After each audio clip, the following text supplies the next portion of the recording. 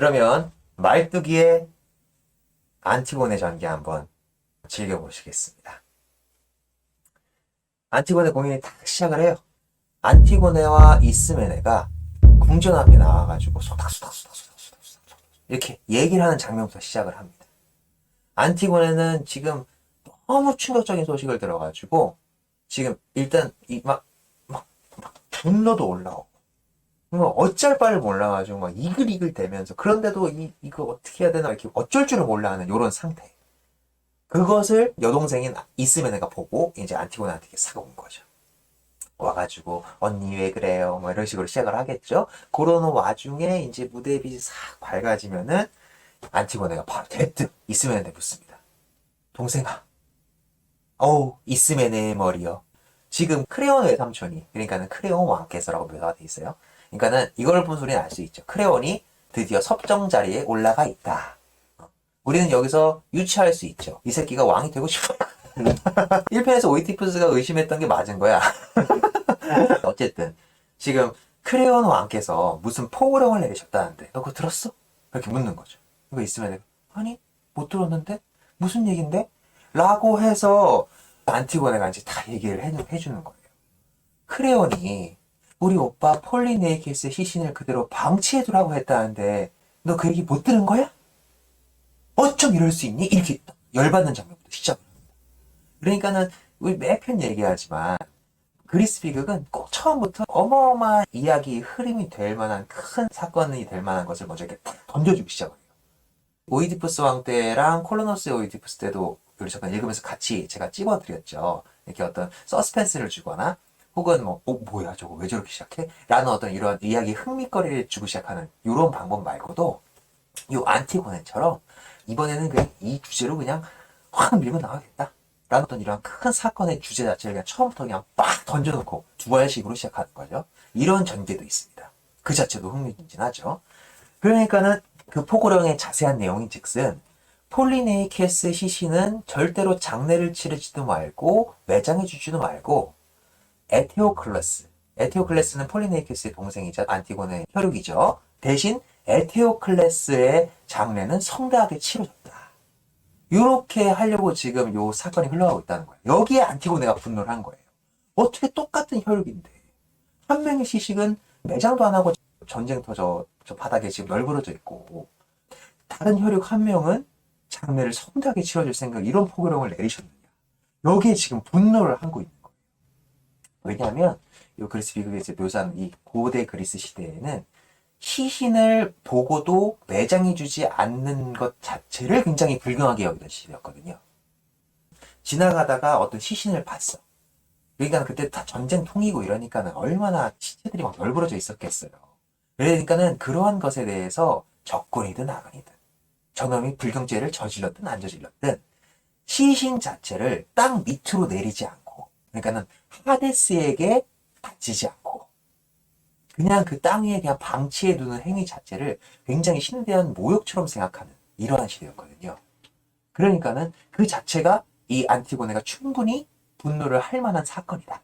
그거를 인간의 포고령으로 내렸다. 법령도 아니고 그리고 뭐 신에 대한 신탁도 아니고 그냥 한 인간의 자기가 왕이 돼가지고 저놈은 우리를 죽이려고 한 반역자이니 그냥 그대로 방치해라. 어떻게 이런 포고령을 지가 아무리 왕이 됐다고 할지라도 섭정주지에 할 수 있느냐. 이렇게 분노를 하는 거죠. 인간은 안티고네의 분노가 그 당시 시대 사람들에게 있어서는 굉장히 당연한 것이라는 것을 우리는 짚고 넘어가야 돼요. 이게 굉장히 중요한 포인트거든요. 하물며 거기 더해서 폴리네키스랑 에테오클레스는 아무리 둘이 지지고 볶고 왕권을 놓고 싸운 두 형제라고 할지라도 형제고 혈육인데 어찌 감히 저런 포고를 낼 수 있느냐. 이렇게 지금 안티고네는 분노하는 것부터 시작을 하는 거예요. 그리고 그 사실을 미처 듣지 못한 여동생, 같은 혈육인 여동생인 이스메네한테 알려주는 것부터 장면이 시작을 하게 되는 거죠. 그러니까 이제 이스메네는 어쩔 줄 몰라요. 정말 크레온 외삼촌이 정말 그런 포고령을 내리셨단 말이에요? 그래서 어떡해요 언니. 그래서 어떡해요. 그래서 막 어쩔 줄도 몰라 해. 그러는 와중에 안티고네가 이스메네한테 제안을 합니다. 이스메네야, 이스메네의 머리여, 나를 도와 폴리네이케스의 시신을 매장하지 않겠니? 라는 이제 제안을 하게 되는 거예요. 그러니까 이스맨에는 안 돼. 그건 안 돼. 나 너무 무섭다, 사실. 그러니까는 안 되는 일인지 알아. 언니 생각이 맞는지 100번 알겠어. 그런데도 불구하고 나는 클레온이 지금 막 이제 왕권을 잡았고 나는 저걸 어겨서 받을 그 추후의 벌이 더 무섭다. 그리고 언니가 만약 그걸 신앙하게 된다면 언니한테도 무슨 해가 갈지 그것도 너무 두렵다. 나에게 남은 혈육이라고는 언니 하나뿐인데 언니마저 해코지를 당하게 되면 나는 어떻게 살아가느냐. 그러니까 우리 하지 말자. 이렇게 언니를 설득을 하죠. 근데 안티고네는 굳건합니다. 나는 그렇게 못 살겠다. 나는 국가의 법이 그렇고 국가의 법도 아니지만 국가의 법이 그렇다고 할지라도 옳지 않은 건 옳지 않은 것 같다. 그러니 나는 매장해줘야겠다. 네가 내 뜻에 따르지 않아도 좋다. 그러니 나를 말리 생각하지 말아라. 이렇게 딱 얘기를 하고 둘이 자리를 황급히 떠납니다. 그리고 나서 바로 이제 코러스들 극중으로는 신하들이 될 수도 있고 시민들이 될 수도 있죠. 이 사람들이 이제 확 몰려 들어오고 크레온이 딱 따라 들어와요. 바로 이제 자기가 이제 왕이 올랐잖아요. 왕 타이틀을 단 건 아닙니다. 섭정 상태예요. 섭정 상태. 들어오자마자 시민들 앞에서 연설하는 장면부터 시작을 합니다. 이제 왕이 됐으니까 뭐 시임식에서 하는 연설 뭐 이런 것 정도로 생각을 하시면 돼요. 하는 첫 마디가 이런 거죠. 우리나라 그러니까 테베는 신들에 의해서 심한 풍랑을 겪었다. 그리고 오이디푸스에 의해서 잠시 동안 구해졌으나 또다시 오이디푸스에 의해서 타락의 길로 빠져들었다.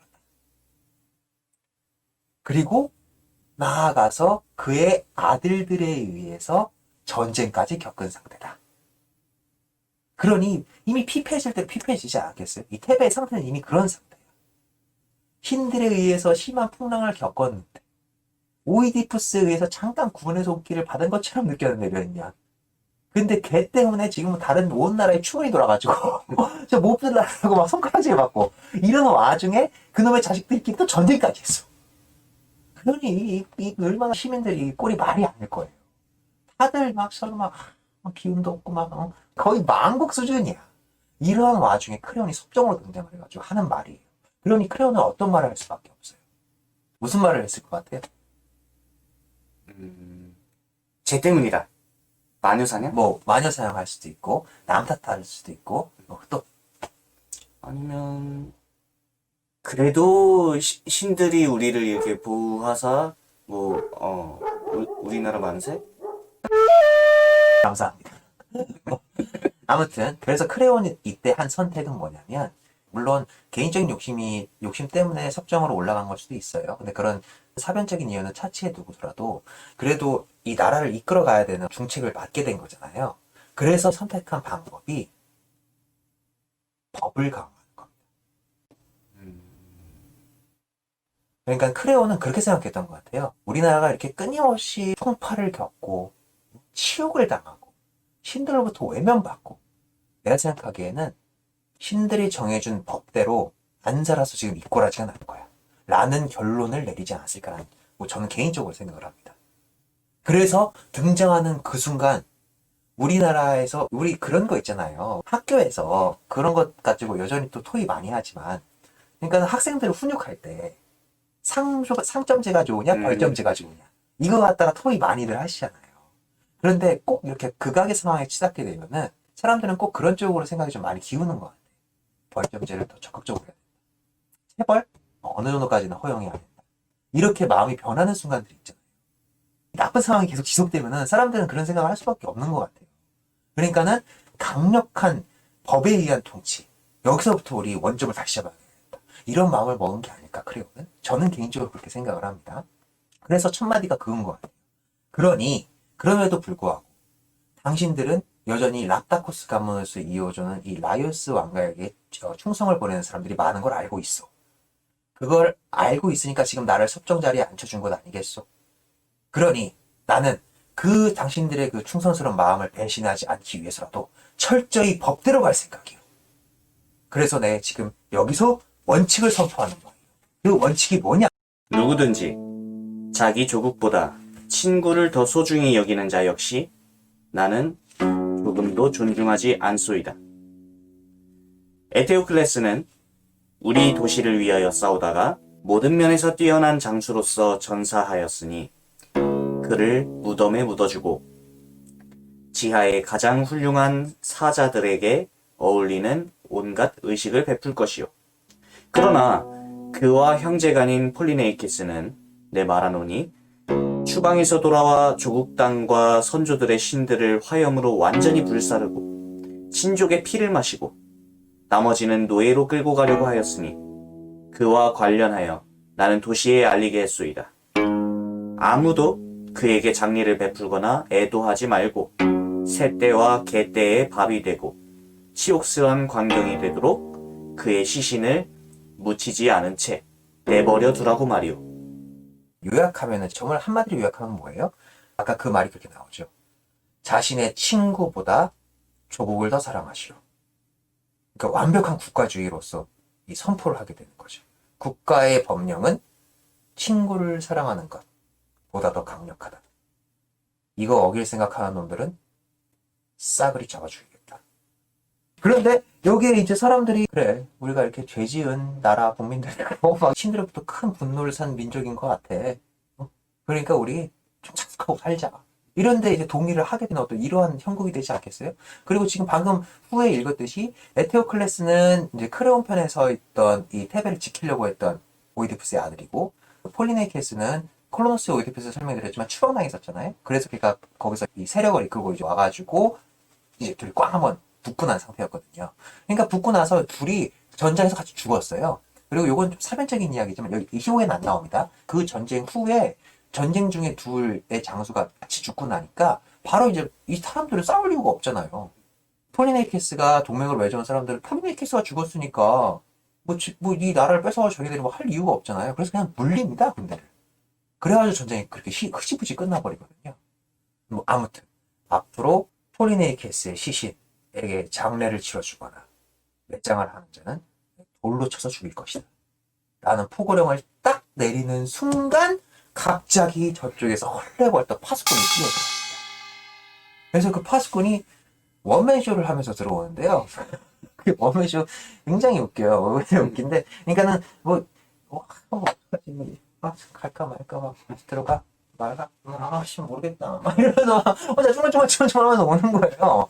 그러니까 그 사람을 이렇게 딱 근엄하게 딱 얘기를 했는데 뭐 불청객인 것 마냥 이렇게 막 들어갈까 말까 막 이러고 있는 파수꾼이 막 그러고 있는 거예요. 그래가지고 뭐야 그래서 뭐야 왜 왔어? 그러니까 파수꾼이 얘기를 하는 거죠. 아 저 크레온 왕이시여, 제가 올까 말까 걱정되어서 이렇게 뛰어오다가 좀 걷다가 같이 말까?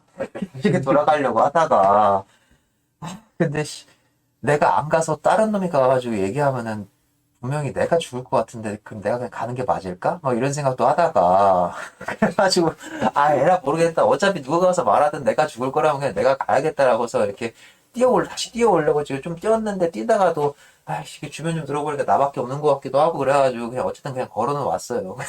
하면서 그냥 주저리주저리 그냥 딴소리를 계속해요.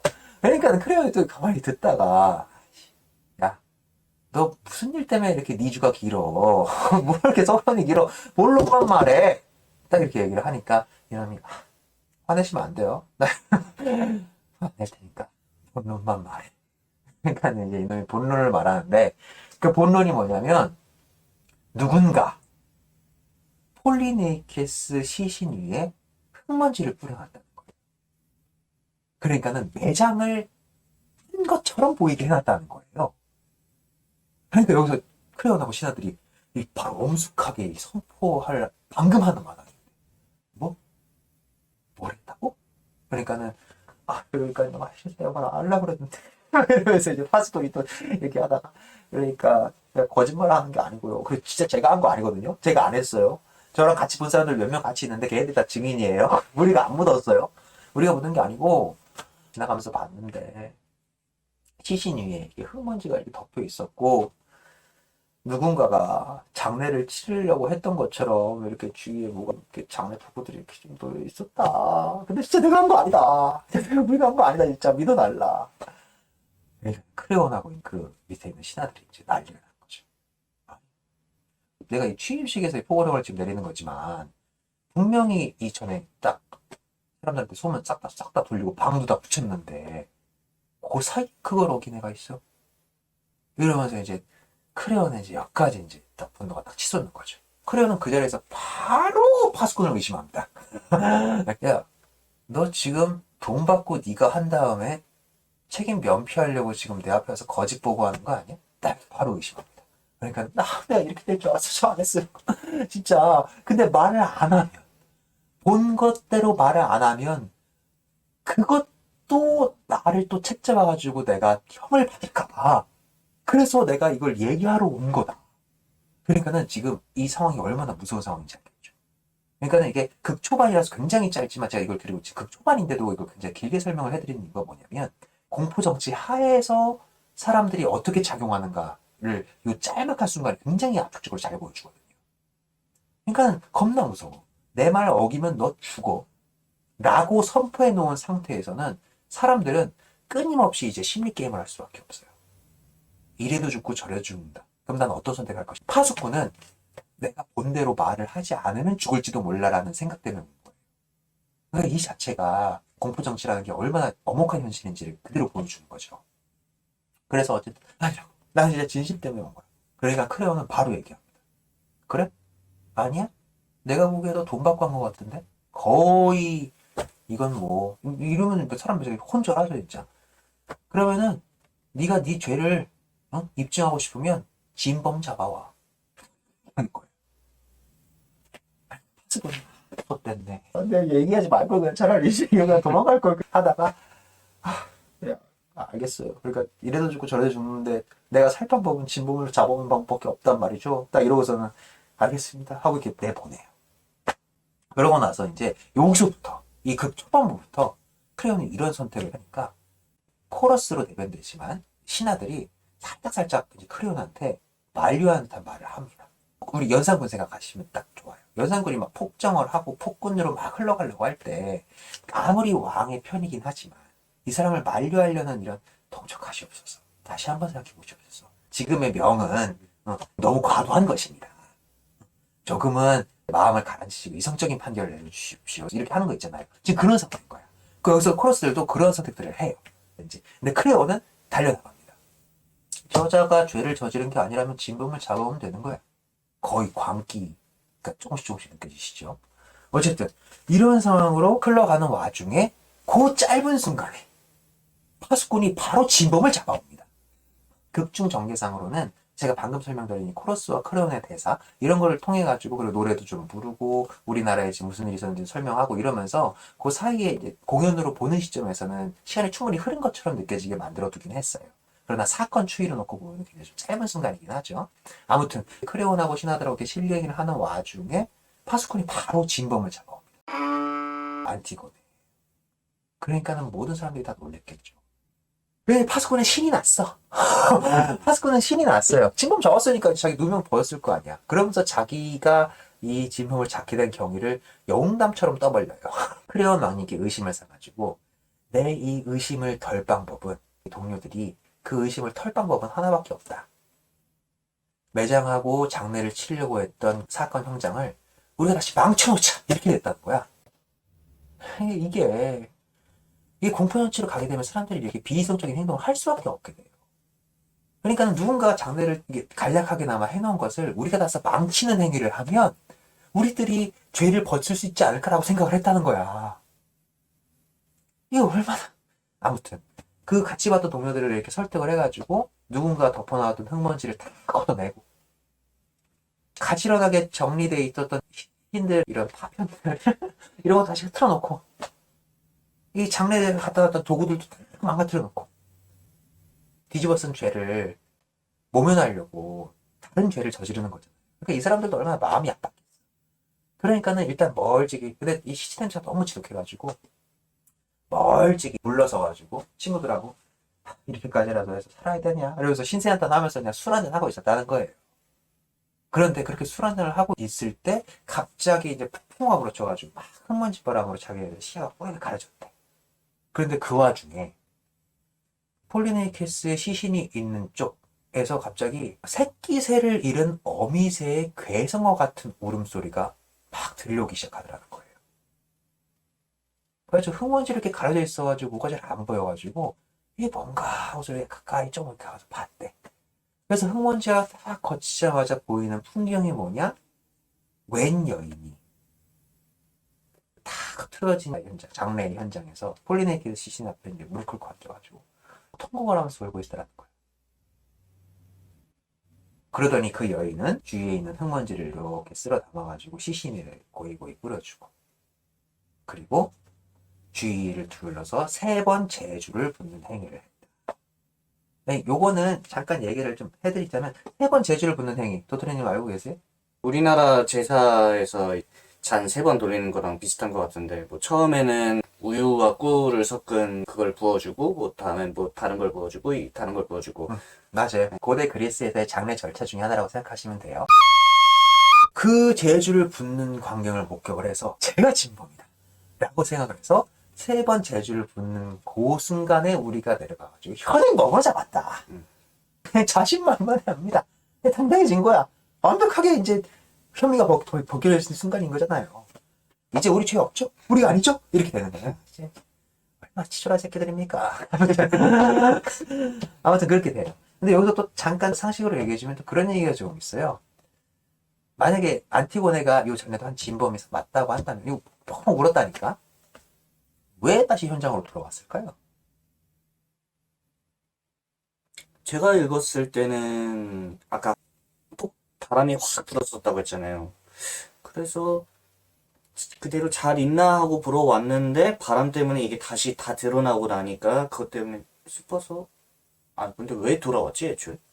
그러니까 이런 의문을 제기한 사람이 많이 있거든요. 근데 여기서는 이 왜 다시 돌아왔는지에 대한 이유는 설명을 안 해요. 몇몇 학설이 조금 있는 건데, 요 고대 그리스 비극 번역 학자 중에 한 명인 사람이 내놓은 추측성 말이 그냥 저는 제가 보기엔 가장 적합하다고 보는데, 지금 다시 돌아와가지고 한 제사 행위가 뭐예요? 제주를 부으러 온 거잖아요. 물 가지고 그러니까는 갔다. 아니, 요 학설이 지금 제일 신빙성이 있어요. 그러니까는 그 공연 초반에 이스메네랑 이렇게 작전을 짜고 같이 장례를 치르자라고 했는데, 이스메네는 일단 나는 못하겠다고 빠졌잖아요. 그러니까 안티고네가 안 되겠어, 나 빨리 해야겠어라고 해서 일단 무작정 갔다는 거야, 처음에. 그래서 이제 흙먼지를 덮어놓고 장례를 이제 간소하게 하면 치려고 했는데, 미처 이 3가지의 제주, 그러니까 꿀우유, 포도주, 물, 요거를 챙겨오지 못해서 그거를 챙기러 잠깐 빠졌던 그 사이에 파수꾼들이 목격을 했고, 이걸 다 헤쳐놓으니까 다시 돌아온 안티고네가 그걸 보고 통곡한 거 아니겠느냐, 다시 장례를 치른 게 아니겠느냐, 이런 학설이 있어요. 근데 저는 요게 그래도 제일 다시 돌아온 이유가 되지 않을까, 이런 생각을 합니다. 뭐 아무튼 그래서 안티고네를 잡아와가지고 이제 하니까는 이제 크레온이 안티고네를 묻죠. 네가 한 게 맞냐? 그러니까 안티고네는 부정하지 않아요. 네, 제가 했어요. 이제 주위에 그 파수꾼과 동료들은 이제 우후 이렇게 했죠. 우리 아닌데 이렇게 얘기죠. 치졸한 새끼들. 아니죠? 나가봐도 되죠? 그러니까 꺼져. 이런 거죠. 이때부터 이제 공연이 본격적으로 시작하는 겁니다. 그러니까는 사실 제가 지금 설명을 굉장히 길게 해드렸는데 극 초반 전개는 굉장히 짧아요. 근데 이렇게 자세히 설명을 해드리는 이유는 이 짧은 전개 내에 이런 어마어마한 비극 정서와 두 거대한 흐름이 지금 흘러가고 있다라는 이 맥락을 설명시켜드리기 위해서 자세하게 풀어드린 겁니다. 이제 본격적인 이야기, 이제 여기서 흘러가게 되는 거죠. 그래서 크레온이 왜 그랬냐고 물어요. 그러니까 안티고네. 누구의 딸? 오이디푸스의 딸. 오이디푸스? 언변 엄청나잖아요. 안티고네 언변 엄청납니다. 바로 얘기합니다. 포고를 내린 것은 삼촌 당신이지 신들이 아니다. 시작부터 이렇게 탁 치고 들어갑니다. 신들은 이런 파렴치한 행위를 그냥 두고 보는 것을 용서하지 않으신다. 신들의 것은 신들에게, 하데스로 갈 것은 하데스에게 줘야 된다. 즉 시신을 매장하지 않고 땅에 방치해 두려는 행위는 굉장히 불경한 행위다. 그리고 또 개인적으로 놓고 봐도 가족의 장례를 치르지 않고, 나의 혈육의 장례를 치르지 않고 저 들판에 내버려 둔 상태에서 겪는 고통이 내가 장례 잘 치러주고 당신에게 받을 고통보다 훨씬 더 커서 난 그 행위를 할 수밖에 없었다. 딱 이렇게 얘기를 하는 크레온은 잘 알아두어라. 지나치게 완고한 마음이 가장 쉽게 꺾인다는 것을. 불에 지나치게 달군 가장 단단한 쇠가 가장 쉽게 부러지거나 부서지는 것을 너는 보지 못했느냐? 이런 식으로 얘기를 하면서 안티고네를 이제 몰아가는데, 사실 이 말 들어보시면은 그래, 네가 강단 있게 지금 네 뜻을 그대로 관철하라는 거, 이거 굉장히 좋다. 그런데 그런 게 훨씬 더 잘 부러진다는 걸 모르겠느냐라고 얘기하는 거잖아요. 그런데 이게 크레온은 이때 미처 몰랐어요. 스스로한테 하는 말인지.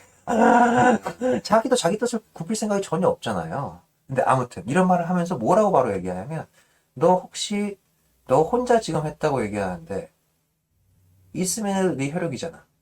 이스맨에 동참 안 했어? 바로 이렇게 물어봅니다. 안티고네는 이스맨은 안 했다고 하죠. 그러니까 바로 그거 어떻게 믿어? 야, 이스맨에 잡아와. 이렇게 되는 거예요.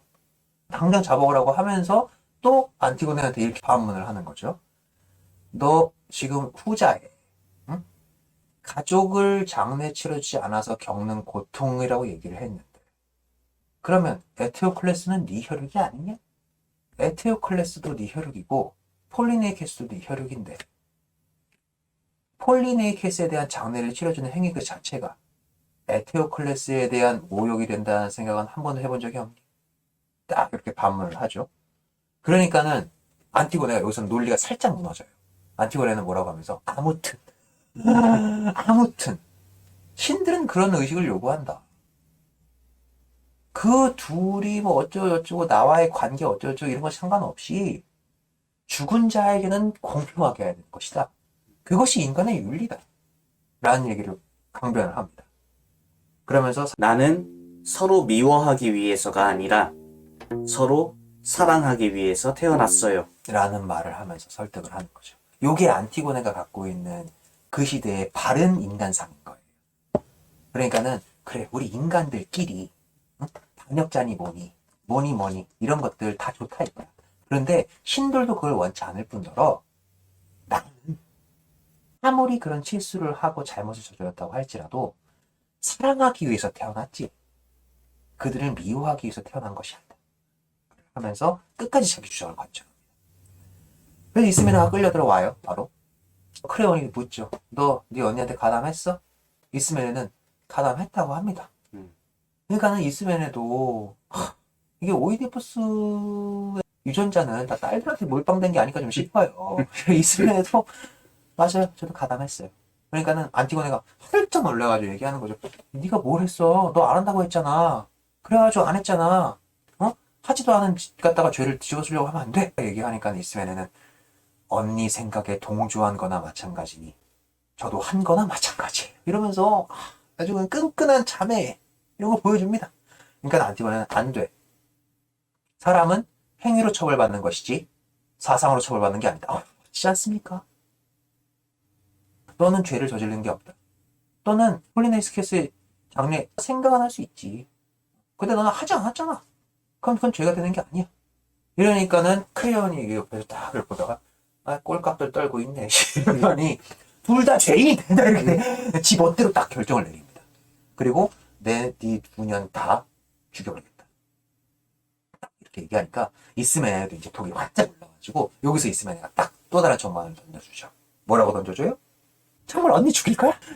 당신 아들이 약혼자인데? 딱 이렇게 던져줍니다. 여기서 우리는 이제 또 다른 정보를 가질 수 있게 되는 거죠. 그러니까는 크레온한테는 두 자식이 있었어요. 남자애 두 명이 있었는데 첫째가 누구? 첫째가 메갈레오스. 첫째가 하이몬이에요. 첫째가 하이몬, 둘째가 메갈레오스입니다. 이렇게 두 아들이 있는데 이건 어쨌든 그래서 하이몬이 안티고네랑 서로 사랑하는 사이였어요. 그래서 둘이 이미 약혼을 한 상태였어요. 그러니까 이스메가 이제 최적적으로 이거 갖다가 이제 서천한테 빡 쏘는 거죠. 정말 우리 언니 죽일 거야? 크레온이 죽일 거야. 이럽니다. 죽일 거야. 그 약혼 파혼할 거야. 그리고 나서는 이제 또 신하들이 또 멀찍이 이거 얼마나 살풍경해요. 이거 다 지켜보고 요때서부터 아까 전에도 잠깐 말씀드렸지만 또 이제 크레온을 설득하는 방향으로 나아갑니다. 별로 올바른 것 같진 않은데요. 크레온님, 이게 과연 올바른 길일까요? 근데 크레온은 꿋꿋이 앞으로 나아갑니다. 우리나라가 망한 이유가 뭐야? 우리나라가 망한 이유가 뭐냐고! 이거 끝까지 작전을 거칠합니다. 이렇게 흘러가는 와중에 요 사이에 바로 안티고나 있으면 투옥되고 이제 살해될 처제되었다는 소식을 듣고 크레온의 아들 하이몬이 들어오게 됩니다. 들어오자마자 크레온은 그 아들 레메를 보자마자 바로 얘기합니다. 내 사랑하는 아들아, 소문을 듣고 왔구나. 라고 하면서 안티고네에 대한 온갖 욕을 다 합니다. 그러면서 악녀를 품으면 금세 네 품에서 식어버릴 것이다. 온갖 모욕을 합니다. 그리고 그걸 넘어서서 그녀는 왕이 된 나의 포고령을 어기는 중죄를 저질렀다. 죽이겠다.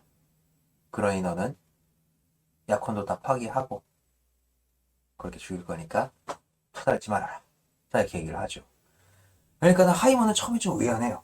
사랑하는 아버지, 제가 어찌 아버지의 명을 어기겠습니까? 왜 이렇게 자기의 뜻을 바로 얘기하기보다는 먼저 이 테베 시민들 사이에서 도는 얘기를 먼저 해주거든요. 모든 여인들 중에서 가장 죄 없는 그녀가 가장 영광스러운 행위 때문에 가장 비참하게 죽어야 하다니, 자신의 친오라버니가 피투성이의 전투에서 쓰러졌을 때 날고기를 먹는 개떼나 어떤 새가 먹어치우도록 묻히지 않은 채로 내버려 두지 않았던 그녀야말로 황금 같은 명예를 받아 마땅하지 않은가?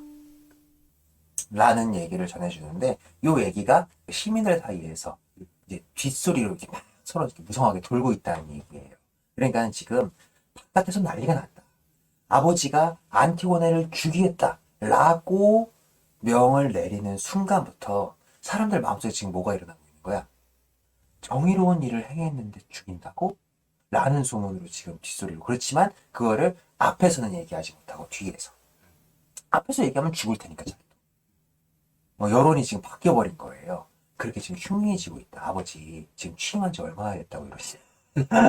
이거 큰일 나겠다. 이런 얘기를 전달하러 온 거예요. 그러니까는 나는 아버지의 아들이라서 아버지의 뜻을 따르는 것이 순리인 줄 알지만 여론이 좋지가 않다. 이건 아버지가 잘못 생각하고 계신 거다. 이렇게 간청 플러스 조언을 드리려고 들어온 거죠. 그리고 또 플러스 자기 약혼 여부. 또 하이몬이 진심으로 사랑했어요. 안티고네도 하이몬을 사랑했습니다. 둘이 뭐 그런 어떤 계약 결혼이나 이런 게 아니에요. 둘이 서로 사랑해가지고 약혼한 거였거든요. 아무튼 이제 아버지를 비판하면서 이제 한 가지 생각만 품지 마시고 아버지 말씀만 옳고 다른 것은 옳지 않다고 생각하지 마시고 이렇게 꼭 제 얘기를 좀 잘 들어주셨으면 좋겠다. 제발 죽이지만 말아달라. 크레온이 이제 바로 노발대발하죠. 노발대발하면서 이 어린 것이 나를 가르치려고 드느냐. 딱 얘기를 하는 거죠. 그러니까 옳지 않은 것은 배우지 마시고 제가 나이가 어려서 그런 것이라면 제 나이를 보지 말고 행위를 보시지요. 라고 얘기를 합니다. 이렇게 일침을 가하니까는 크레온이 이 못된 놈이 자식이 이게 지 아버지랑 시비를 가리려고 한다고. 이제 막 또 노발대발 하면서 이제 막 뭐라 그러지 아들내미도 막 모욕을 해요. 안티고네도 모욕을 하고. 그러니까는 이제 하이몬도 갈 때까지 갔어. 아, 우리 아버지가 이제 안 듣는구나. 그래가지고 이제 최후의 수단을 쓰죠. 그러니까는 아버지가 만약에 그녀를 죽인다면 저도 죽겠습니다. 라고 하니까 협박하냐? 그러니까 말만 하려고 하지 말고 들으려고 좀 하십시오. 감히 그런 뜻으로 얘기한 것입니까? 다 비유죠. 이러면서 이렇게 또 얘기를 하는데 크레온은 이제 아무것도 안 들리는 거예요. 아무것도 안 들려서 너 이렇게 지금 계속 나오면 지금 안티고네를 이 자리에 끌고 와서 네가 보는 앞에서 죽이겠다. 라고 합니다. 하니까 하이몬이 이제 여기 손절. 하이몬 그럴 일을 보실 일은 없을 거예요. 앞으로 2번 다시 절 보실 일은 없을 겁니다. 하고 그냥 나가버립니다. 그러니까 크레온이 이제 막 자기는 이 엉망이 된 나라 또 어떻게든 살려보려고 이 법치주의 이 법으로서 다시 올바르게 쓰는 나라 이거로 가려고 좀 이렇게 좀 강단 있게 강성으로 이제 나가보려고 하는 건데 자신감이 들으시니까 혼자서 이렇게 좀 고뇌하고 있는 거죠. 고뇌하고 있다가 이제 그 주위에는 이제 코러스로 대변되는 신하들이 이제 또 얘기를 해줘요. 그러니까 하이몬의 말에도 일리가 있습니다. 무작정 죽이는 게 올바른 국가 운영이 아닐 수도 있습니다. 한명도 그런 얘기도 합니다. 그녀가 행한 일이 올바른 일인 건 맞지 않느냐. 행한 일이 뭐 신을 모독한 일도 아니고 신이 정해준 순리대로 매장 관습을 치러준 것인데 그것을 잘못했다고 벌을 한다면 그 화가 다시 우리한테 미칠지도 모르는 일 아니냐. 이렇게 또 회의도 하는 거예요. 그러니까 크레온이도 그런 말에는 잠깐 한풀이 꺾입니다. 이전에도 계속 설명을 해드렸지만 크레온한테는 약간 그 쫄보 속성이 있어요. 뭔가 좀 무서워지면 얘가 이제 술을 틉니다. 그래서 여기서 그런가 아들놈도 저지랄을 떨고 그래 그러면은 우리 이렇게 하자. 내가 이제 통치하기로 했으니 이 나라에 화가 미쳐서는 안 되지 않겠느냐. 그러니까는 그녀를 내가 죽인 걸로 하지 않고 죽일 수 있는 방법을 고안해. 그녀를 사람의 발길이 닿지 않는 곳으로 데려가서 산채로 석굴에 가두되 온 도시가 더럽혀지지 않도록 우리에게 죄가 돌아오지 않을 정도의 음식을 줄 것이요. 이게 무슨 말이냐면 약간 또 무서워. 그러니까는 안티고네를 죽이게 되면 올바른 행위를 했는데도 불구하고 죽이는 거잖아요. 그러니까는 자기한테 돌아올 흰벌이 무서우니까 자기가 죽였다는 것을 모면하기 위한 술책으로 저런 방식을 선택을 한 거예요. 그러니까 일종의 자연사가 되도록. 내 손을 더럽히지 않겠다. 이거예요. 아주 쫄보 새끼죠. 그래가지고 여기 빗두들지 않는 석굴에 가둬놓은 다음에 그녀가 생명을 연장할 수 있을 정도의 음식만 이렇게 좀 넣어주겠다. 그래가지고 자연사하게. 그렇게 형벌을 낮춥니다. 그리고 이스맨에는 그래 같이 행위를 한 건 아니잖아. 이스맨에는 풀어줘. 이렇게 이제 그 형벌의 내용을 바꾸게 되죠. 소폭 완화하게 돼요. 이렇게 한 와중에 우리의 현자, 눈먼 현자, 1편에서 나왔던 눈먼 현자 테이레시아스가 또 한 소년의 손에 이끌려서 황급히 궁으로 찾아오게 됩니다. 왜 꼭 소년의 손에 이끌려오는지는 잘 모르겠어요. 그리고 꼭 왜 미소년인지는 잘 모르겠는데 아무튼 크레온은 테이레시아스 보면서 왜 테이레시아스 같다고. 왜냐면 크레온이 어떻게 보면은 지금 이 왕좌를 차지하게 된 이유가 테이레시아스도 한몫한 거잖아요. 그리고 테이레시아스 그러니까 뭐 나라에 우환이 있을 때마다 콜로노스의 오이디푸스에서도 나오지만 빈번히 크레온은 테이레시아스한테 예언을 구합니다. 그러니까 테이레시아스에 대한 신뢰도가 높아. 굉장히 높은 상태예요. 그래서 지금 이 국정원 하는데 큰 도움을 주시려고 또 이게 몸소 찾아와 주셨군요. 테이레시아스는 딱 들어오자마자 앉지 마. 앉지 말고 일단 건드리지 마. 이 얘기다 일단 딱 거리를 둡니다. 거리를 딱 두면서 아니 왜 이러시오? 무슨 일 때문에 그러시오? 그러니까 크레온 왕이시여. 내가 새 점을 보는데 여기 새 점이라는 거는 그 새, 날아다니는 새, 새의 조자. 여기서 테레시아스가 점치는 방법이 나와요. 테레시아스는 새로 점치는 사람이에요. 그래서 내가 새 점을 보는데 이게 눈 멀었으니까는 이 새가 자기한테 예언을 대신 전달해준다. 약간 요러한 설정인 것 같아요. 아주 그럴싸하죠. 그래서 내가 항상 새 점을 보는데 평소에는 계속 이 새들이 올바른 소리로 나한테 선명하게 그 예언의 내용을 전달해 줬는데 갑자기 새들이 이 이상한 소리를 내면서 막 괴성을 자기한테 막 질렀다는 거예요.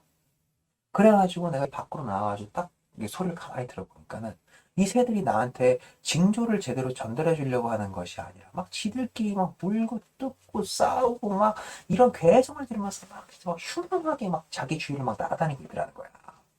그래가지고 내가 이게 뭔가 좀 심상치 않다. 끌고 온 그 소년 걔를 이제 대리를 시켜가지고 그 방법들을 해봤는데 예언 점괘가 안 나오는 거야. 야, 너 내가 시킨 대로 했어? 그러니까 시킨 대로 했는데요. 해도 점괘가 안 나오는 거야. 이유를 이제 알아봐서 나라 사정을 돌아보니까 아마 지금 이게 당신 때문인 것 같다. 그러니까는 내가 지금 추측해 보관돼. 너 폴리네이케스의 시신 매장하지 않고 방치하라고 했다며. 맞다. 내 생각에는 아마 새들이 그 죽은 자의 시신을 뜯어먹어서 미친 게 아닌가 싶다. 딱 이렇게 얘기를 해주는 거죠. 그러니까는 새들이 더 이상 나한테 신기를 가져주지 못한다는 거예요. 지금 나한테 지금 그런 문제가 일어난 것 같다. 고집만이 어리석음의 죄를 짓게 되는 것이요. 그러니 그대는 사자에게 양보하여 죽은 자를 찌르지 마시오. 죽은 자를 또 죽여보았자 그게 무슨 용감한 행위가 되겠소. 라는 충고를 던지게 됩니다. 이미 죄값 다 치른 애다. 거기에 무슨 모욕을 더하려고 하느냐. 크레온은 굽힐 생각이 없어. 왕이 되면 판단력이 흐려지는지 초고령자가 되고 나면 뭔가 판단력이 흐려지는지 자기 주장이 자꾸 맞다고 생각하는 이러한 흐름으로 자꾸 흘러가게 되는 크레온도 그 과정을 똑같이 밟아갑니다. 그러면서 테레시아스한테 모욕을 해요. 너 누군가한테 돈 받고 이러는 거냐? 얘는 의심의 가장 근저에는 돈이 있어. 테레시아스는 의미심장한 말이죠. 아, 인간들 중에 누가 알고 있으며 누가 생각하고 있는가. 올바른 생각이 얼마나 값진 재산인지를. 그러니까는 인간들 중에 누가 알고 있는가라는 말 뜻은 그런 것 같아요. 그 후에 붙는 대사가 그러잖아요. 올바른 생각이라는 게 얼마나 값진 재산인지를. 여기서 올바른 생각이라는 것이 그 시대에서 요구하는 올바른 상식이라는 뜻일 수 있을 것 같아요. 그러니까는 상식이라는 거는 시대가 바뀌면서 다 바뀌어 나가잖아요. 많이 함축되어 있지만 올바른 생각이란 얼마나 값진 재산인지를 이란 대사는 올바른 상식을 갖고 살아가려는 그 자세. 그래서 그 자세 태도를 구현하려는, 실천하려고 추동하는 나의 인지적인 생각들. 이 모든 것들을 다 포함하는 말이겠죠. 그것만이 인간으로 살아가는데 가장 올바른 것이라고 얘기를 하고 있는 거죠. 그러니까는 인간으로 올바로 살아가기 위해서 법을 정하고 뭐를 정하고 신의 말씀이 어떻고 저런 말씀이고 내 예언이 어떻고 저떻고 이런 거 다 부차적인 거라는 거야. 올바른 행위를 하기 위해서 품는 생각. 그것만이 인간들 중에 가장 제대로 알고 있는 자이다. 이렇게 역으로 풀어서 생각할 수 있겠죠. 이렇게 의미심한 말을 툭 던지니까 크레온은 이제 이 돈의 눈먼 놓친네. 이제 모욕을 하면서 분명히 누군가한테 지금 돈 받고 와가지고 나라를 또 이렇게 뒤집어 놓는 게 분명하다. 오이디푸스와 똑같은 전철을 그대로 밟아요. 이렇게 되고 나니까는 크레온은 그래도 아까 뭐라고 했죠? 쫄보라고 했잖아요. 그러니까는 오이디푸스랑 좀 달라. 강단이 없어. 트레시아스가 그렇게 하고 나왔을 때 오이디푸스가 어떤 꼴을 걷는지 봤잖아요. 이미. 그러니까 학습이 돼 있는 상태야. 이미. 그러니까는 트레시아도 이렇게 하니까 아씨 내가 잘못한 건가? 이러면서 이제 이렇게 아차 싶었는지 이게 좀 더 이렇게 주저리 해요. 그리고 또 이제 코러스들도 옆에서 난리가 났습니다. 아 이거 봐요 크레온님 너무한 처사라고 누차 말씀드렸잖아요. 지금 그리고 테레시아스가 저렇게 미래를 예언하는 거 보니 저것도 당신한테 닥칠 일일지 모른다. 그러니까 이거 빨리 수습하자 우리. 빨리 수습하자. 이렇게 이게 뽕부지를 하니까 크레온이 이제 밀릴 대로 밀렸네. 여기서 접으면 지는 건데. 이렇게 생각을 하면서도 그래도 법을 어기는 건 아닌데. 그래도 법을 어기는 건 잘못된 건데. 막 이러면서 이렇게 법무대가 됐어요. 그래가지고 이렇게 법 지켜야 되는데 법이 전문데 막 이러면서 꺾듭니다. 그래. 그러면은 신하들 내 체면도 있으니까는 니들이 폴리네이키스 장례전 대신 치러줘. 이렇게 하고 나는 안티고네 풀어주러 갈게. 근데 법 지켜야 되는데 이러면서 이제 나가게 되는 거죠. 끝까지 법무새로서의 자존감을 놓지 않습니다. 그렇게 하고서는 이제 퇴장을 해요. 이제 궁정에는 몇몇 신하들만 그러면서 크레온이 적극적으로 하도록 우리가 이렇게 선택을 한 것이 잘한 선택인가? 이게 앞으로 우리들한테 이제 뭐 닥칠 어떤 다른 시련은 없는가? 이러면서 이제 신하들끼리 쏙쏙쏙쏙 하는 와중에 잠시 후에 사자가 등장을 합니다. 사자가 또 헐레벌떡 뛰어들어와요. 그래가지고 무슨 일이요? 이제 여기서 이제 그 이야기의 결말부를 얘기해 주는 거죠. 하는 설명이 있습니다. 라는 말부터 딱 시작을 하는 거예요. 그러니까 무엇이? 왜 하이문이 왜 죽어? 그러면서 이제 요 소문을 크레온의 아내이자 하이먼의 어머니 이제 에우리디케 첫 등장이죠. 그래서 에우리디케도 요 흉흉한 소문을 들었다고 등장을 해요. 그래서 에우리디케가 어떻게 된 거야? 무슨 일이 일어났어요? 하나도 빼놓지 말고 난 다 설명해요. 그래서 이제 사자가 다 설명을 해주는 거예요. 그러니까는 크레온이 그렇게 얘기했잖아요. 너희들은 폴리네이케스의 장례를 치러주고 나는 안티고네를 풀어주러 가겠다. 이렇게 하고 나간 거잖아요. 그런데 그렇게 얘기해놓고도 이 새끼가 쫄보라는 게 이분이 쫄보라는 게 여기서 또 나와. 가는 길에 폴리네이케스의 장례를 자기가 치러주고 안티고네한테 갔어요. 그러니까 자기가 둘 다 했어. 쫄보죠? 근데 뭐 그렇게 얘기해요. 안티고네한테 가는 길 중에 폴리네이케스의 시신이 보였다. 뭐 이런 식으로 얘기를 하는데 아무튼 크레온하고 안티고네를 풀어주러 가는 길에 이미 폴리네이케스의 시신이 새떼하고 개떼들한테 막 물어뜯겨져가지고 파편들이 조각나 있는 거예요. 이거 얼마나 참혹해요. 크레온이 빨리 저 시신 좀 빨리 수습해봐 이래가지고 여기저기 조각난 시신들 성한 거 성하지 않은 거 이렇게 다 와서 이제 맞췄어. 그래가지고 이제 다 이제 더러운 거 다 씻겨내고 그다음에 이제 흙먼지 다시 덮고 이제 장례를 다시 치러주고 그 다음에 이제 안티고네가 있는 석실로 향했다는 거예요. 그 사자가 하는 말이. 그래서 석실로 쭉 향했는데 분명히 피 두들지 않게 꽉꽉 막아놓은 석실인데 그 석실의 한 틈새가 이렇게 갈라져 있는 거예요. 근데 그 갈라진 틈새로 갑자기 또 개성이 팍 튀어나온 거예요. 그 틈새를 막 비집고 들어가 봤죠. 그랬더니 이미 안티고네는 자신의 이 린네 천 이걸 이제 새끼를 꽈가지고 자기 어머니 이오카스테가 했던 방식으로 목매어 자살해 있고 하이모는 그 매달려 있는 안티고네의 시신을 안고 엉엉 울고 있었던 거죠. 그러니까 이제 얼마나 초연해져요. 크레온이 한마디 하는 거죠. 아들, 뭐하는 거야? 불경한 여인을 끌어안고 있다니 당장 그 손을 놓지 못하겠느냐? 한마디 던지자마자 하이몬의 이제 아주 그냥 눈이 돌아가지고 눈에 쌍심지를 켜고 칼을 뽑아서 아버지한테 확 휘두른 거예요. 그러니까 크레온이 아이쿠야 하면서 이제 피했어. 회피 미스 났어. 이게 미스 나가지고 크레온이 급히 이제 무덤 밖으로 뛰어나오고 호위병들이 탁 감싸니까 이제 어떻게 할 수가 없잖아요. 그러니까 하이몬이 이제 이 차오르는 이 슬픔, 분노 이걸 참지 못하고 그 자리에서 자기를 버립니다. 사자가 딱 전달을 하죠. 전달하는 순간 에오리디케 혼절. 에오리디케는 바로 그냥 한마디도 하지 않고 그냥 퇴장해버립니다. 그렇게 에오리디케가 퇴장하자마자 크레온과 그 신하들이 하이몬의 시신을 갖고 이제 궁전 안으로 입장을 하는 거예요. 애탄가를 부르면서 크레온은 이제 슬픔에 잠겨가지고 목 놓아 울면서 내가 어리석어가지고 내 아들이 죽었다고 막 비통해하고 있어요. 그 비통해하고 있는 와중에 제2의 사자가 또 급히 들어옵니다. 바로 에우리드케가 방금 자결하셨다고 또 소식을 전해주죠. 그러니까 막 엎친 데 겹친 격으로만 이제 크레온은 막 난리가 난 거죠. 이제 속 다 뒤집히는 거죠. 내 어리석음 하나 때문에, 내 똥꼬집 하나 때문에, 내 아내와 자식들 모두를 다 잃었구나. 라고 얘기를 해요. 그러면서 여기서 이제 자기 그 두 번째 아들인 메가레오스도 허무하게 잃고 뭐 이런 식으로 얘기를 하거든요. 그 메가레오스가 이제 아까 설명을 해드렸지만 크레온한테는 두 명의 남자 자식이 있어요. 그러니까 하이몬하고 메가레오스인데 메가레오스는 이미 한참 전에 죽었어요. 그 한참 전에 죽은 건 어떻게 죽었냐면 그 폴리네이케스랑 에테오클레스 얘네 둘이 전쟁을 막 이제 했다고 했잖아요.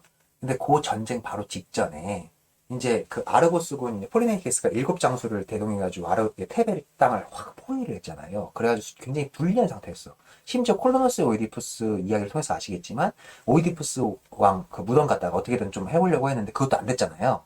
그러니까는 굉장히 불리한 상태예요, 전세가. 그런 상황에서 테레시아스를 부른 적이 있거든요.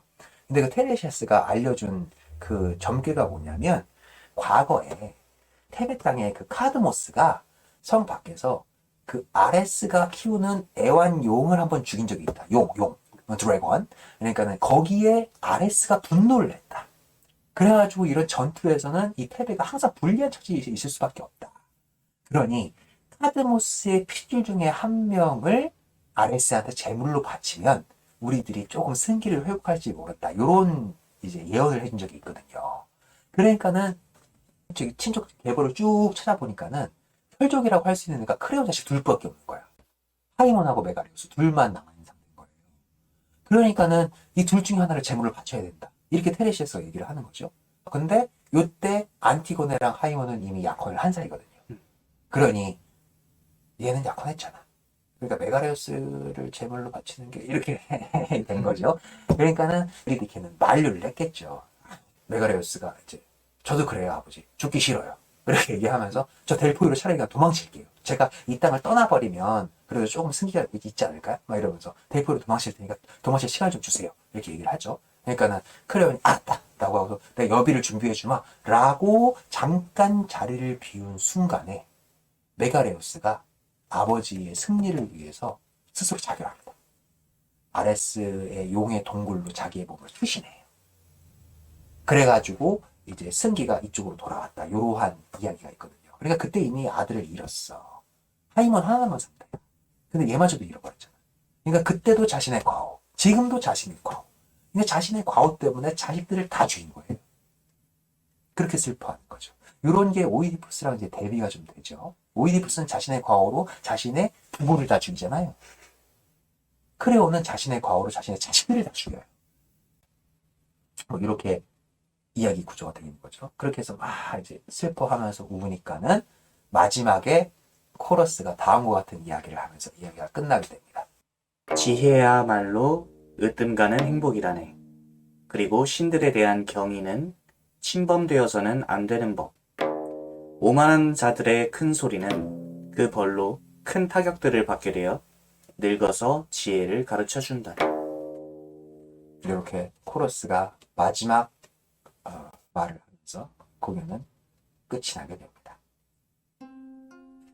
네, 좀 다른 편에 비해서 좀 지지부진하게 요즘 다른 정보가 워낙 많이 들어가지고 좀 지지부진하게 느끼실지는 모르겠어요. 그런데 저희가 편집을 최대한 잘해서 재밌는 부분만 뽑아서 한번 재밌는 콘텐츠로 한번 만들어 보도록 하겠습니다.